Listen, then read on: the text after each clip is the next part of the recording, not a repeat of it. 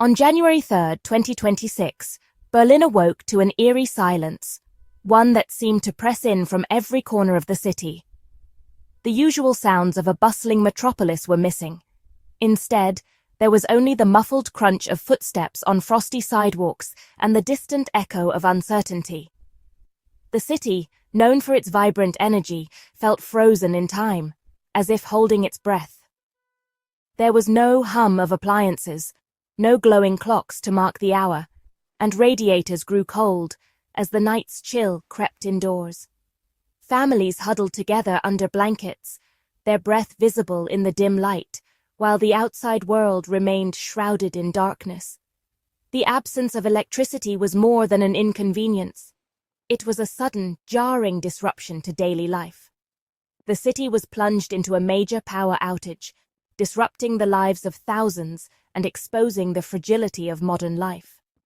Streets that would normally be alive with commuters and shopkeepers were deserted or eerily quiet. Businesses remained shuttered, their windows dark, while residents peered out, searching for answers in the gloom. This was no technical glitch. It was a deliberate act, targeting the systems we depend on for warmth, safety, and connection. Emergency crews rushed to substations and control rooms, their faces illuminated by warning lights, as they tried to assess the scale of the attack. The city's infrastructure, usually invisible and taken for granted, was suddenly at the center of everyone's attention. Homes, businesses, and care facilities were all affected, forcing Berliners to confront just how quickly normalcy can vanish. Vulnerable residents, like the elderly and those in hospitals, faced new dangers as backup systems strained to keep up. Shop owners worried about spoiled goods and lost income, while families scrambled to find alternative sources of light and heat. The blackout became a test of community resilience and a stark reminder of our dependence on invisible networks. Neighbors reached out to one another, sharing supplies and offering comfort. In the glow of candlelight, people rediscovered the importance of connection and solidarity, even as uncertainty lingered. As we unravel this story, we'll see how a single act of sabotage rippled through the city, challenging everyone from residents to emergency responders.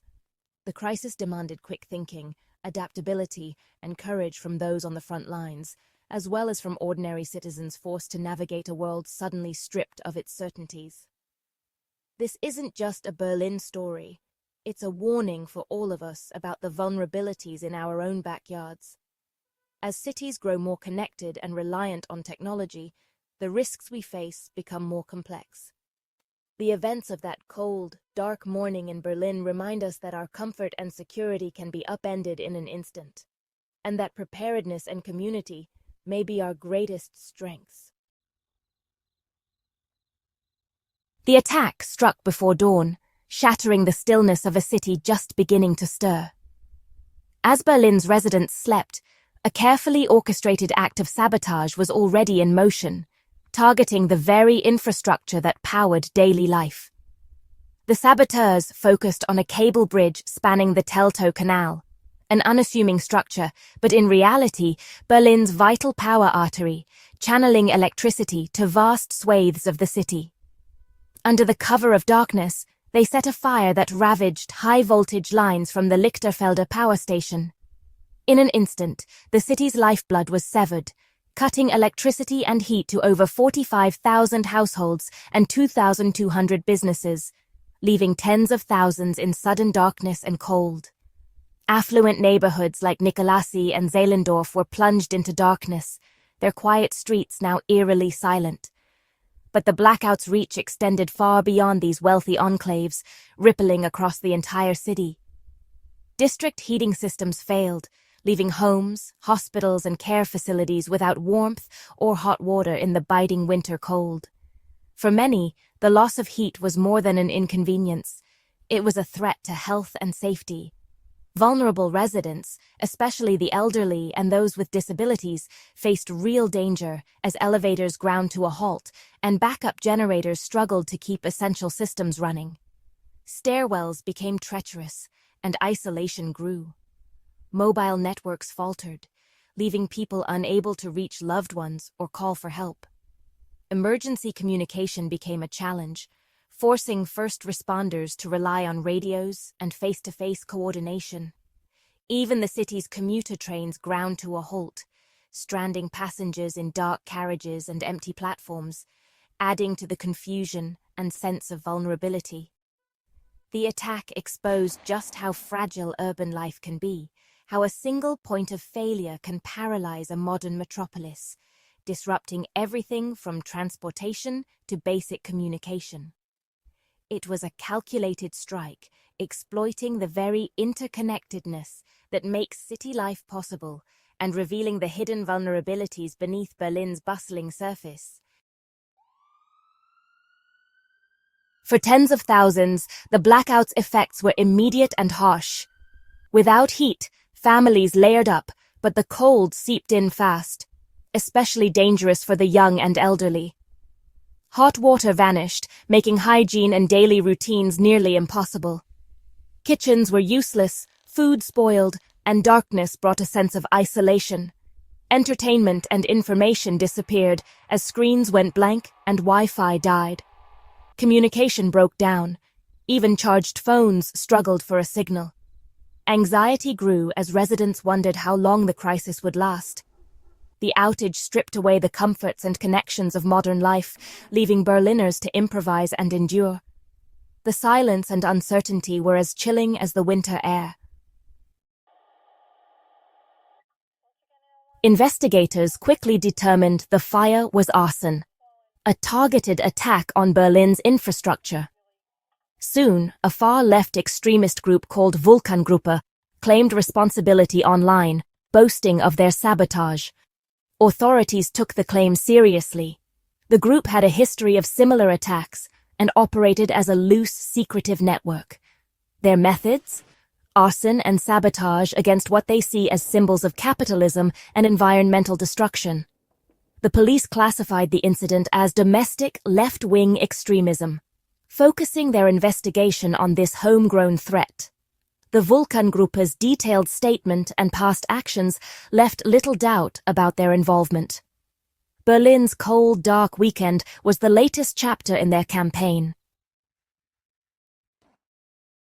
In their manifesto, Vulkangruppe framed the attack as protest against fossil fuels inequality and the data industry's energy use.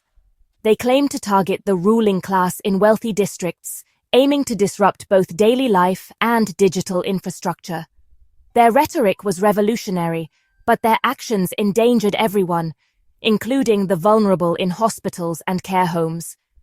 Critics condemned the group's recklessness, arguing that their methods hurt the very society they claim to defend. The blackout became a flashpoint in the debate over climate activism, protest, and the ethics of sabotage.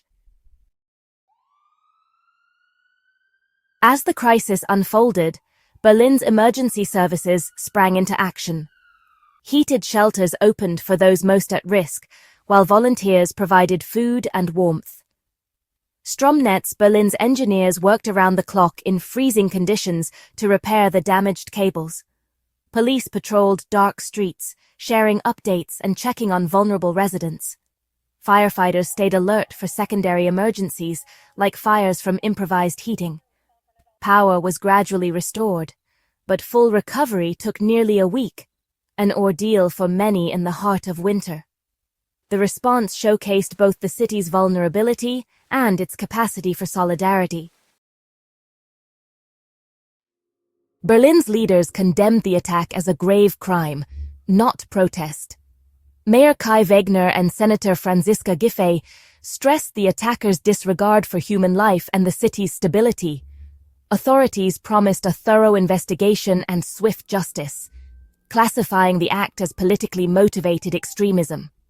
Their united front reassured residents and made clear that violence against infrastructure would not be tolerated.